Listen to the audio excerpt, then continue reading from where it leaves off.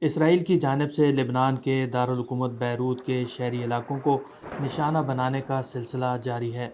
لبنانی وزارت صحت کا کہنا ہے کہ بدھ کو مشرقی لبنان کے ایک قصبے میں اسرائیلی حملے میں 7 افراد جان سے گئے۔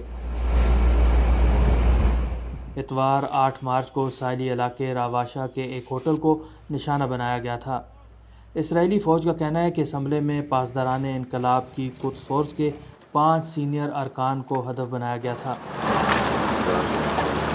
لبنانی حکام کے مطابق 2 مارچ کے بعد سے اب تک اسرائیلی حملوں میں تقریباً 570 افراد جان کھو چکے ہیں۔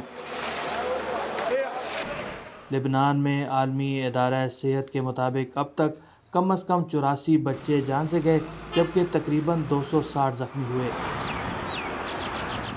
مجموعی طور پر اس لڑائی میں تقریباً 1300 افراد زخمی ہوئے ہیں۔